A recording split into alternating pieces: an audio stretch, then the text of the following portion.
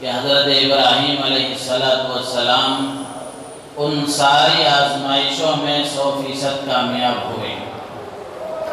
تو گزشتہ جمعہ 2 آزمائشوں کا ذکر ہوا کہ حضرت ابراہیم علیہ السلام کو اپنے باپ سے واسطہ پڑا، ان کے سامنے حضرت ابراہیم علیہ السلام نے خدا کا پیغام سنایا۔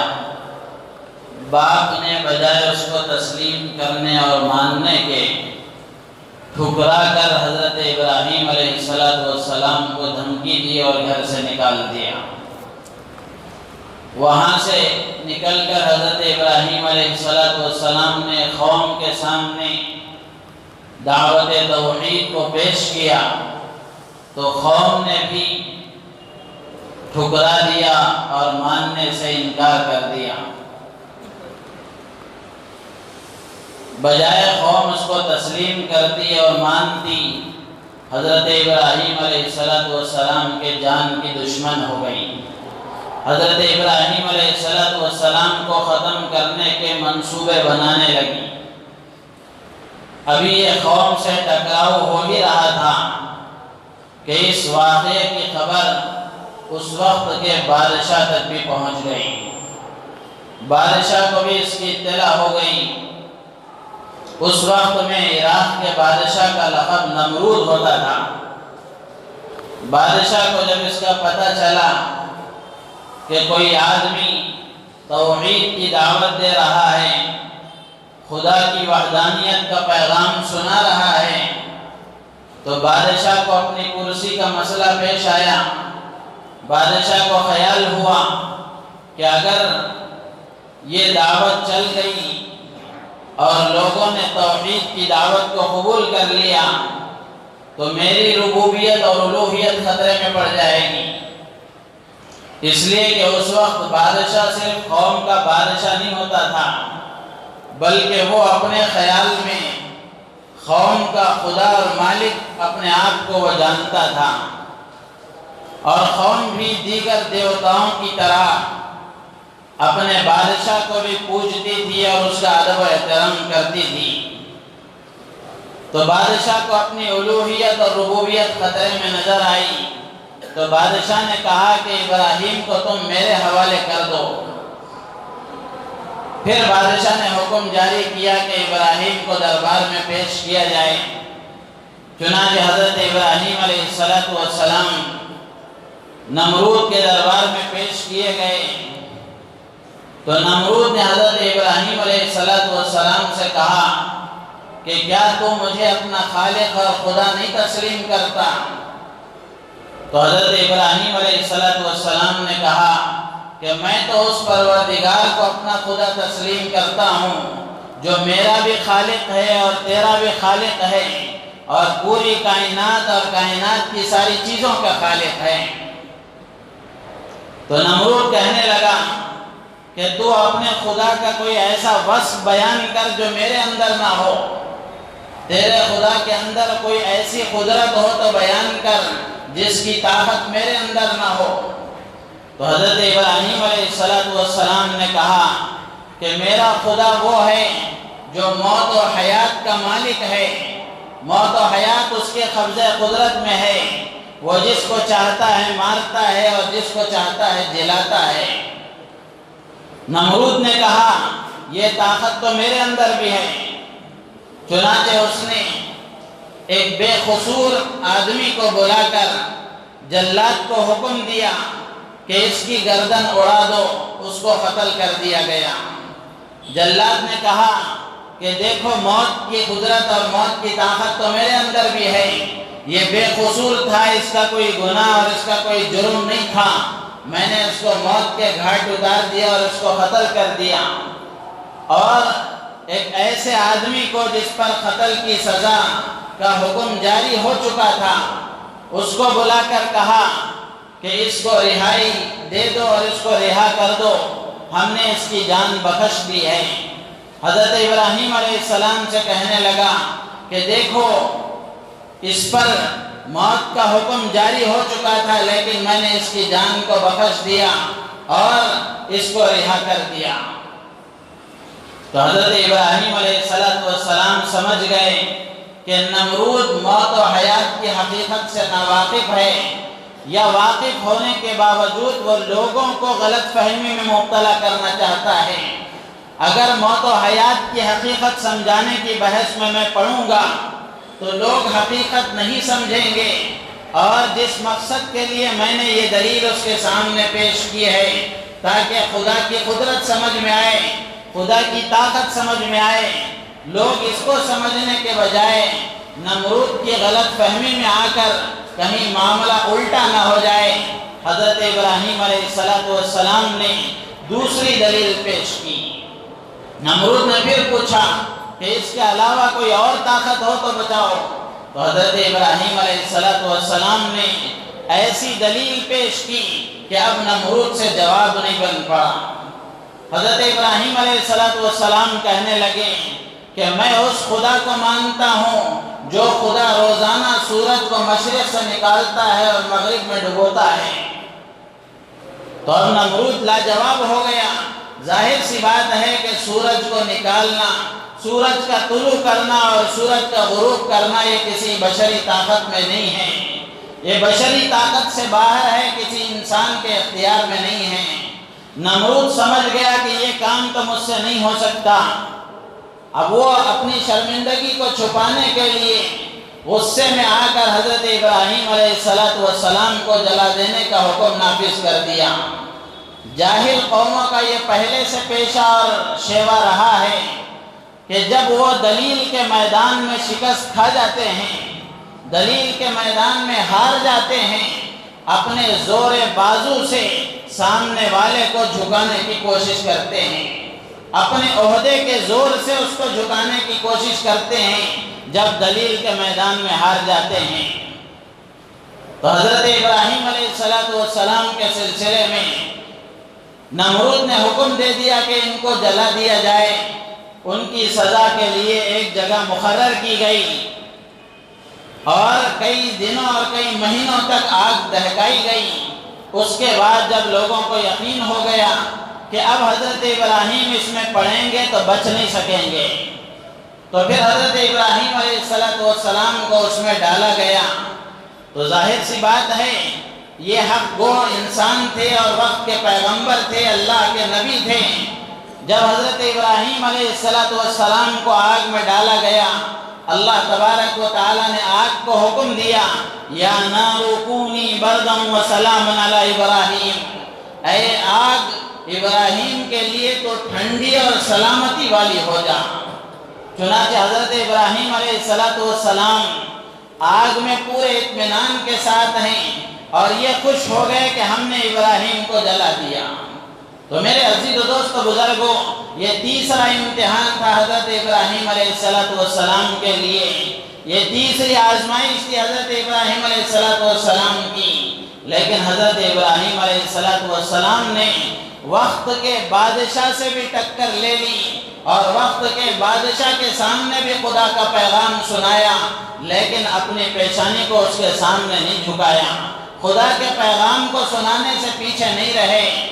چاہے جتنی تکلیفیں آئی حضرت ابراہیم علیہ السلام نے اس کو برداشت کیا۔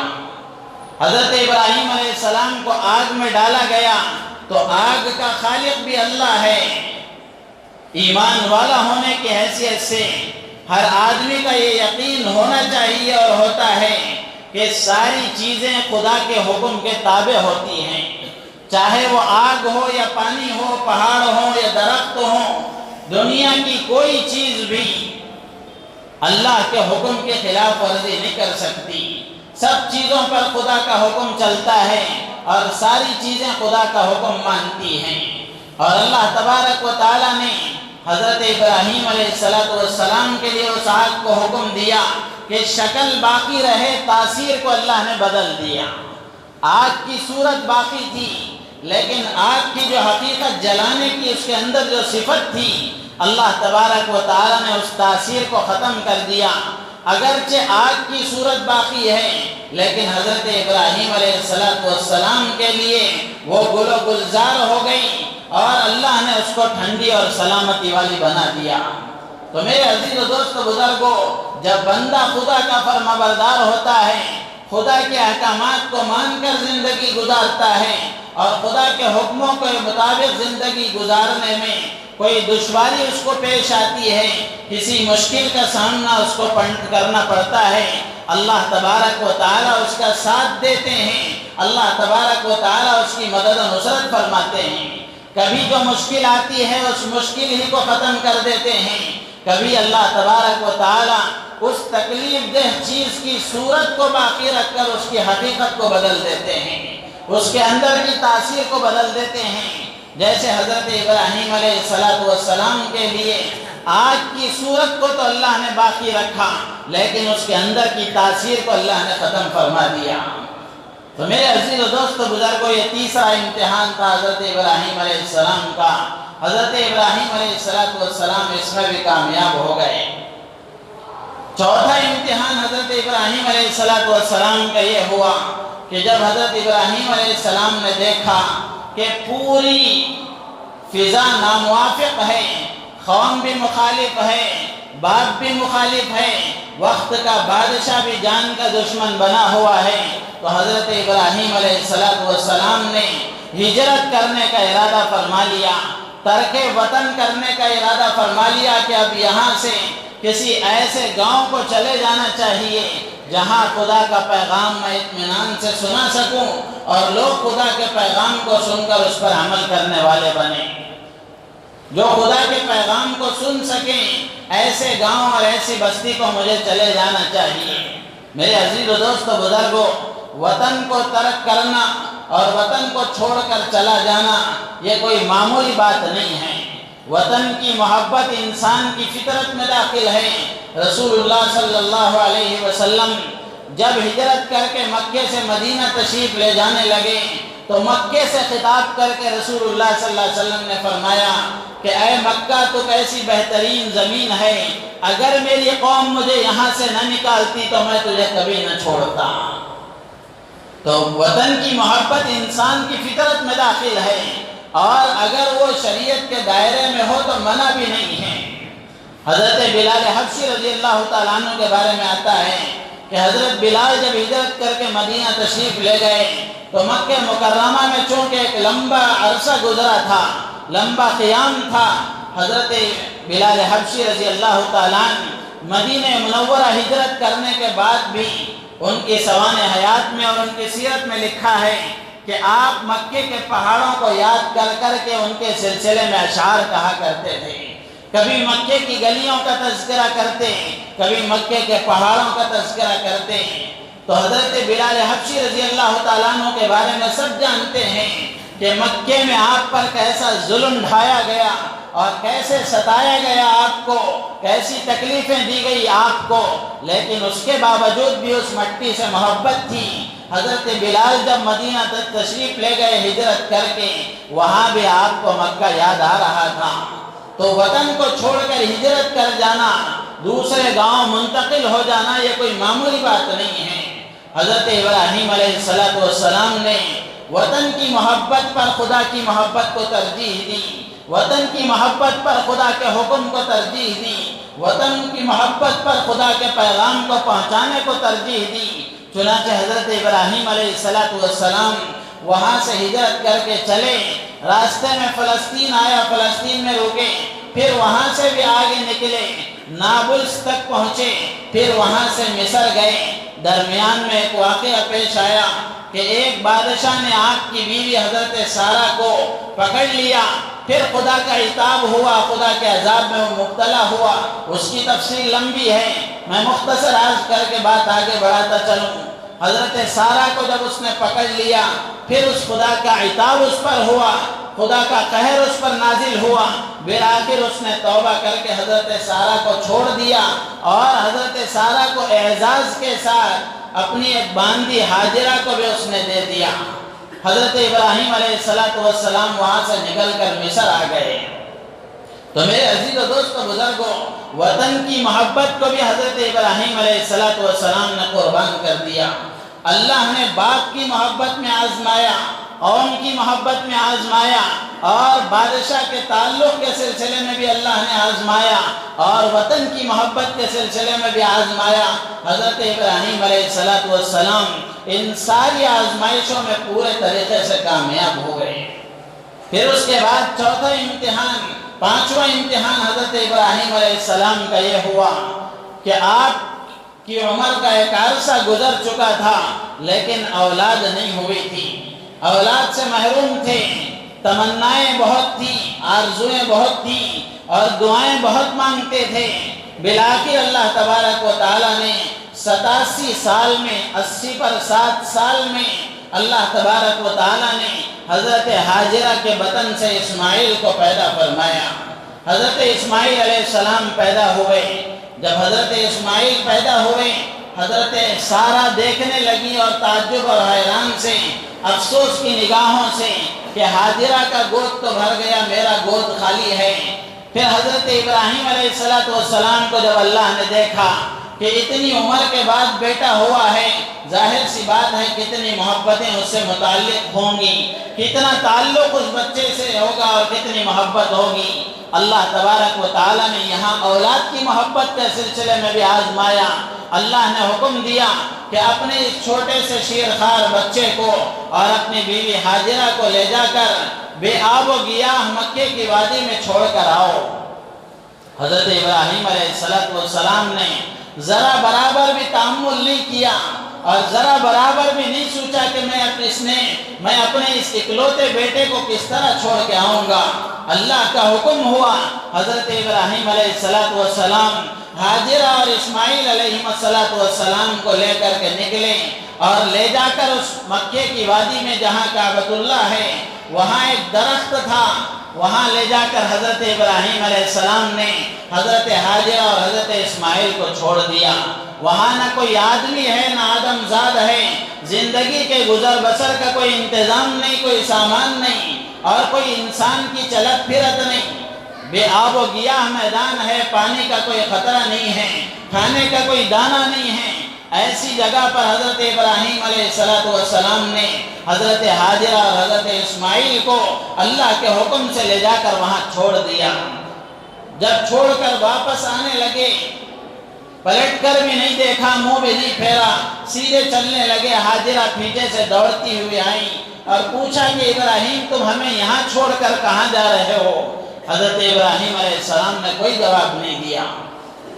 بار بار حضرت حاجرہ پوچھتی رہیں، لیکن وہ بھی تو نبی کی بیوی تھی۔ حاجرہ کو خود خیال آیا اور انہوں نے پوچھا کہ اے ابراہیم، کیا تم یہ خدا کے حکم سے ہمیں چھوڑ کے جا رہے ہو؟ کیا اللہ نے تمہیں اس کا حکم دیا ہے؟ تو حضرت ابراہیم علیہ السلام نے سر ہلا کر کہا کہ ہاں، خدا کے حکم سے میں تمہیں یہاں چھوڑ کے جا رہا ہوں۔ تو حضرت ابراہیم علیہ السلام کی بیوی حضرت حاجرہ کہنے لگی تو پھر تو تم چلے جاؤ، اللہ ہمیں ضائع نہیں کریں گے۔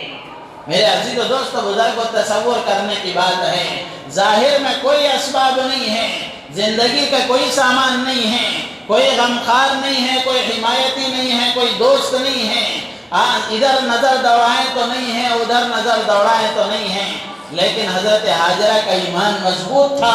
حضرت حاجرہ کہنے لگی اگر اللہ کے حکم سے تم ہمیں چھوڑ کے جا رہے ہو تو منظور ہے، اللہ ہمیں ضائع نہیں کریں گے، تم چلے جاؤ۔ میرے عزیز و دوست بزرگوں، میرا بولنا آسان ہے، آپ کا سننا آسان ہے۔ جس پر یہ بیتی ہے اور جس پر یہ واقعہ گزرا ہے، تصور کر کے دیکھیں، بڑھاپے کی عمر میں جو اولاد ملی ہے، لڑکا ملا ہے، اس کو لے جا کر بے آب و گیاہ میدان میں چھوڑنا کوئی معمولی بات ہے، لیکن اللہ نے اولاد کی محبت کا بھی امتحان لیا۔ حضرت ابراہیم علیہ السلام اس میں بھی کامیاب ہوئے، ذرا برابر تأمل نہیں کیا اور خدا کی بارگاہ میں کوئی ہیلے حوالے نہیں بنائے اور کوئی شکایت بھی نہیں کی، بلکہ اللہ کا جیسے ہی حکم آیا، حضرت ابراہیم علیہ السلام نے فوراً اس حکم کی تعمیل کی، لے جا کر بیوی بچے کو بے آب و گیاہ میدان میں چھوڑ کے آ گئے، وادی غیر ذی زرع میں چھوڑ کے آ گئے۔ اور جب واپس جانے لگے، تو بہت دور تک جانے کے بعد جب بیوی اور بچے نگاہوں سے اوجھل ہو گئے، وہاں خدا کی بارگاہ میں ہاتھ پھیلا کر دعا فرمائی، ربنا انی اسکنت من ذریتی بواد غیر ذی زرع عند بیتک المحرم ربنا لیقیموا الصلاة فاجعل افئدة من الناس تہوی الیہم وارزقہم من الثمرات لعلہم یشکرون۔ وہاں جا کر دعا فرمائی، اے اللہ وادی غیر ذی زرع میں اپنے بیوی بچے کو چھوڑ کے جا رہا ہوں، تو ان کو میں یہاں اس لیے نہیں چھوڑا ہوں کہ یہاں کوئی کام کریں، بلکہ حضرت ابراہیم علیہ السلام نے دعا میں کہا کہ اے اللہ میں یہاں اس لیے چھوڑ کے جا رہا ہوں تاکہ یہ نماز کو قائم کریں، آگے چل کر یہاں دین کی کوئی شکلیں بنے، میں اس لیے چھوڑ کے جا رہا ہوں۔ فَجْعَلْ أَفْئِدَةً مِّنَ النَّاسِ تَهْوِي إِلَيْهِمْ وَارْزُقْهُم مِّنَ الثَّمَرَاتِ۔ دو دعائیں حضرت ابراہیم علیہ السلام نے کی، اے اللہ لوگوں کے دلوں کو ان کی طرف متوجہ کر دے اور ان کو پھلوں سے روزی عطا فرما، لعلہم یشکرون، تاکہ لوگ شکر کرنے والے بنیں۔ میرے عزیز و دوست و بزرگوں، کیسے اللہ تبارک و تعالی نے وہاں انتظام فرمایا ہے، پھلوں کا روزی کا کیسا نظام آج وہاں چلتا ہے، دیکھنے کی بات ہے۔ اس زمانے میں بھی اہل عرب کا یہ خیال تھا کہ ہمارے باغوں کا پہلا پھل مکہ پہنچتا ہے، سال بھر ہماری روزی میں برکت رہتی ہے، سال بھر ہمارے پھلوں میں برکت رہتی ہے۔ طائف کیسا شہر ہے، طائف سے پھل پہلے مکہ جاتا تھا، پہلے طائف کا پھل مکے والے کھاتے تھے، پھر طائف والے کھاتے تھے۔ تو ایسا اللہ تبارک و تعالیٰ نے روزی کا وہاں انتظام فرمایا۔ تو میرے عزیز و دوست و بزرگوں، حضرت ابراہیم علیہ السلام اس آزمائش میں بھی کامیاب ہوئے۔ پھر اس کے بعد چھٹا امتحان حضرت ابراہیم علیہ السلام کا جو لیا گیا وہ یادگار ہے، جس کی یاد میں ہم قربانی کو مناتے ہیں۔ صحابہ نے رسول اللہ صلی اللہ علیہ وسلم سے پوچھا، ما هذه الاضاحی یا رسول اللہ، اے اللہ کے نبی یہ جو قربانی ہم کرتے ہیں، یہ قربانی کی کیا حقیقت ہے؟ تو اللہ کے نبی نے فرمایا، یہ سنت ابیکم ابراہیم، یہ تمہارے باپ حضرت ابراہیم کی سنت ہے۔ تو یہ حضرت ابراہیم علیہ السلام کی جو سنت اللہ کے نبی نے قرار دی، اس کا پس منظر یہی امتحان اور یہی آزمائش تھی۔ جب حضرت اسماعیل علیہ السلام 13 سال کے ہوئے، اللہ کی طرف سے حکم آیا کہ خواب میں اللہ تبارک و تعالیٰ نے یہ حکم دیا، خواب میں اشارہ فرمایا۔ 3 دن حضرت ابراہیم علیہ السلام مسلسل خواب دیکھتے رہے کہ آپ اپنے بیٹے کے گلے پر چھری چلا رہے ہیں۔ نبیوں کا خواب بھی وہی ہوتا ہے اور سچا ہوتا ہے، خدا کا وہ حکم ہوتا ہے۔ چنانچہ حضرت ابراہیم علیہ السلام سمجھ گئے، اور خدا کے اس حکم کی تعمیل میں ظاہر سی بات ہے کہ حکم کا ایک تعلق حضرت ابراہیم سے تھا اور دوسرا تعلق حضرت اسماعیل سے بھی تھا۔ تو حضرت ابراہیم پوری طرح آمادہ ہیں۔ حضرت ابراہیم علیہ السلام نے حضرت اسماعیل علیہ السلام سے پوچھا کہ بیٹے میں خواب میں تمہیں لگاتار 3 دن دیکھ رہا ہوں کہ تمہیں ذبح کر رہا ہوں، تمہارا کیا خیال ہے؟ نبی کے بیٹے تھے، نبی کے تربیت یافتہ، خدا کے حکم کا کیسے انکار کر سکتے تھے؟ حضرت اسماعیل علیہ السلام نے بلا چوں و چرا، بغیر کسی تردد و تحمل کے فرمانے لگے، یا ابت افعل ما تؤمر، ابا جان جو آپ کو حکم ہوا ہے وہ کر گزریے، ستجدنی انشاءاللہ من الصابرین، اگر تکلیف ہوگی تو آپ مجھے صبر کرنے والوں میں پائیں گے۔ تو میرے عزیز و دوست و بزرگوں، قرآن نے اس نقشے کو بڑی تفصیل کے ساتھ بیان کیا ہے۔ فلما بلغ معه السعی، جب بیٹا ایک عمر کو پہنچ گیا، سختی کی عمر کو اور نوجوانی کی عمر کو پہنچ گیا، فلما بلغ معه السعی قال یا بنی انی اری فی المنام، حضرت ابراہیم کہنے لگے کہ بیٹے میں تجھے خواب میں ذبح کرتے ہوئے دیکھ رہا ہوں۔ تو حضرت اسماعیل نے کہا، قال یا ابت افعل ما تؤمر ستجدنی انشاءاللہ من الصابرین، کہ ابا جان جو آپ کو حکم ہوا ہے وہ کر گزریے، آپ مجھے انشاءاللہ صبر کرنے والوں میں پائیں گے۔ تو میرے عزیز و دوست و بزرگوں، جب اولاد بڑی ہوتی ہے، ماں باپ کے ہاتھ پیر بننے کے قابل ہوتی ہے، صاحب اولاد جانتے ہیں کہ با اولاد پروان چڑھنے میں ماں باپ کو کتنی تکلیفیں اٹھانی پڑتی ہیں، کتنی مشقتیں جھیلنی پڑتی ہیں، کتنے پاپڑ بیلنے پڑتے ہیں، اس کے بعد جا کر اولاد پروان چڑھتی ہے اور بڑی ہوتی ہے، جب ایک عمر تک پہنچتی ہے تو ماں باپ کو اس سے امیدیں بنتی ہیں کہ یہ بچہ ہمارے لیے صحیح طریقے سے ہمارے بڑھاپے میں کام آئے گا اور ہمارا دست راست بنے گا، ہمارے لیے سہولت کا انتظام کرنے والا بنے گا۔ ایسی عمر میں حضرت ابراہیم علیہ السلام کو حکم آیا کہ اس بیٹے کو ذبح کر دو۔ حضرت ابراہیم علیہ السلام نے یہ نہیں سوچا کہ یہ خواب میں دکھایا گیا ہے، خدا کے طرف سے یہ وحی تو نہیں آئی ہے، یہ کوئی ایسے ہی خواب ہے، چلو اس حکم کو چھوڑ دیں گے۔ حضرت ابراہیم علیہ السلام نے ایسا نہیں سوچا، بلکہ حضرت ابراہیم علیہ السلام کو جب خواب میں دکھایا گیا تو حضرت ابراہیم علیہ السلام نے فوراً حکم کی تعمیل میں اپنے بیٹے سے کہا اور بیٹے کو تیار کر لیا، لے کر مینا کی قربان گاہ پہنچ گئے۔ وہاں اپنے بیٹے کے گلے پر چھری چلانے لگے۔ مفسرین نے اس واقعے کے تحت میں بہت سارے اسباق ہمارے لیے لکھے ہیں کہ اس واقعے سے ہمیں کیا کیا سبق ملتا ہے۔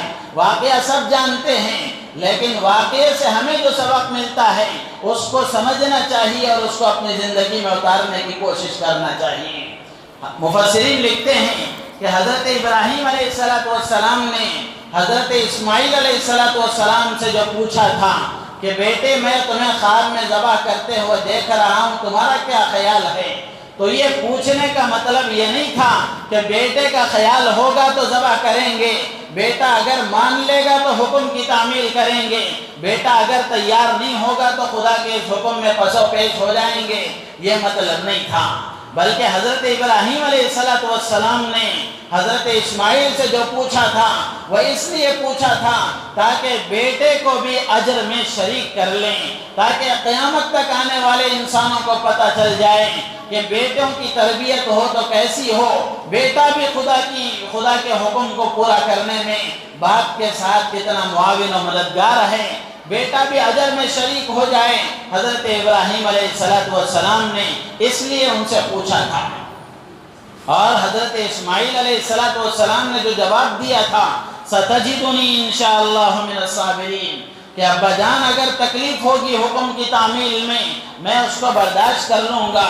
جو جملہ حضرت اسماعیل علیہ السلام نے اپنی زبان سے کہا تھا اس میں ہمارے لیے کیا سبق ہے؟ حضرت اسماعیل علیہ السلام کہتے ہیں ستجدنی انشاءاللہ من الصابرین، صبر اور مشیت الہی یہ دو چیزیں اس میں موجود ہیں۔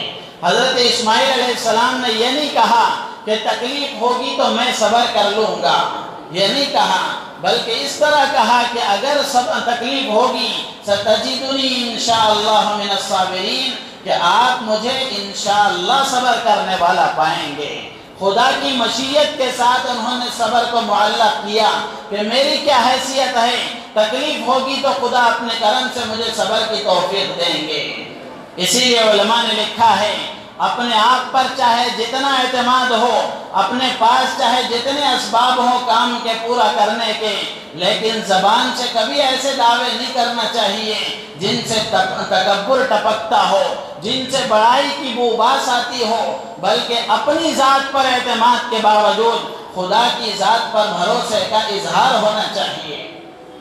جب بھی کوئی کام کے سلسلے میں آدمی کہے تو اس کو انشاءاللہ کہنا چاہیے، خدا کی مشیت پر اس کو معلق کرنا چاہیے، تواضع کا دامن ہاتھ سے جانے نہیں دینا چاہیے۔ آج ہم اپنے بارے میں دیکھ لیں، ہر آدمی اپنے بارے میں سوچ لیں، اگر اسباب ہمارے پاس مہیا ہوں، ساری چیزیں ہمارے پاس مہیا ہوں تو آدمی کو نہ خدا یاد آتا ہے نہ خدا کی قدرت یاد آتی ہے۔ آدمی اپنے اندر اس کے اسباب کی سہولت کو دیکھ کر یہ کہتا ہے کہ میں یہ کام کر لوں گا، مجھ سے یہ کام ہو جائے گا، یا یہ کام میں نے کیا ہے، یا یہ کام میں نے کرایا ہے۔ تو یہ میں کے جو جملے ہیں یہ خدا کو ناپسند ہیں، بلکہ خدا کی مشیت پر معلق کر کے، خدا کی طرف منسوب کر کے تواضع اور عاجزی کے ساتھ اس طرح کہنا چاہیے کہ اس کام کے پورا ہونے میں خدا نے اپنے فضل سے مجھے ذریعہ بنایا ہے، اللہ نے میرے ذریعے سے وہ کام پورا کرایا ہے، مجھے اللہ نے ذریعہ اور سبب کے طور پر قبول فرمایا ہے۔ تو کام کو خدا کی طرف منسوب کرنا چاہیے۔ اس سے تواضع اور عاجزی سمجھ میں آتی ہے۔ اگر آدمی اس طرح کہے گا کہ میں نے کیا ہے، میں نے کرایا ہے، مجھ سے ہوا ہے یا میں کروں گا، تو اس سے تکبر ٹپکتا ہے۔ حضرت اسماعیل علیہ السلام چاہتے تو کہہ سکتے تھے کہ میں صبر کروں گا، لیکن حضرت اسماعیل علیہ السلام نے ایسا نہیں کہا۔ خدا کی مشیت کے ساتھ جوڑ کر کہا کہ انشاءاللہ آپ مجھے صبر کرنے والوں میں پائیں گے۔ دوسری بات یہ ہے کہ حضرت اسماعیل علیہ السلام نے جو جملہ ارشاد فرمایا سَتَجِدُنِي انشاءاللہ من الصابرین، صابرین جمع کا لفظ استعمال فرمایا ہے، یعنی عاجزی اور تواضع کے ساتھ حضرت اسماعیل علیہ السلام یہ کہہ رہے ہیں کہ جب کوئی تکلیفیں اور مصیبتیں آتی ہیں تو میں اکیلا ہی کوئی صبر کرنے والا نہیں ہوں۔ اللہ کے کتنے بندے ہیں جو مصیبتوں پر صبر کرتے ہیں، اور صابر کتنے اللہ کے بندے ہیں، ان بندوں میں سے میں بھی ایک بندہ ہوں۔ یہ میری کوئی خصوصیت نہیں ہے، یہ میرا کوئی کمال نہیں ہے کہ میں صبر کر رہا ہوں۔ خدا کے بہت سے صابر بندے ہیں، ان نیک بندوں کی فہرست میں میں بھی ایک شامل ہو رہا ہوں۔ عاجزی کے ساتھ، تواضع اور انکساری کے ساتھ حضرت اسماعیل علیہ السلام نے کہا سَتَجِدُنِي انشاءاللہ من الصابرین، کہ انشاءاللہ آپ مجھے صبر کرنے والوں میں پائیں گے۔ تو میرے عزیز و دوست و بزرگوں، ہم بھی اپنی زبانوں پر ایسے جملے نہ لائیں جس سے تکبر ٹپکتا ہو، بڑائی کی وہ بات آتے ہو، بلکہ تواضع کے ساتھ، عاجزی اور انکساری کے ساتھ، خدا کی ذات پر بھروسے اور اعتماد کے ساتھ کام کو خدا کی طرف منسوب کر کے کہنا چاہیے، تاکہ اس سے ہمارے اندر عاجزی پیدا ہو، ہمارے اندر چھوٹا پن پیدا ہو، تکبر ہمارے اندر نہ آئے، بڑائی کا غرور اور بڑائی کا گمان ہمارے اندر نہ آئے۔ تو حضرت اسماعیل علیہ السلام کے اس جملے میں ہمارے لیے تواضع کا پیغام ہے، تواضع کا سبق ہے کہ ہم اپنے اندر تواضع پیدا کریں۔ اور اس کے ساتھ ساتھ محدثین مفسرین نے لکھا ہے کہ اللہ تبارک و تعالیٰ اگر چاہتے، قربانی کا جو حکم دیا اللہ نے، حضرت اسماعیل کو ذبح کرنے کا جو حکم دیا، چاہتے تو جبرائیل کو بھیج کر دے سکتے تھے، خواب میں اللہ نے یہ کو حکم دیا۔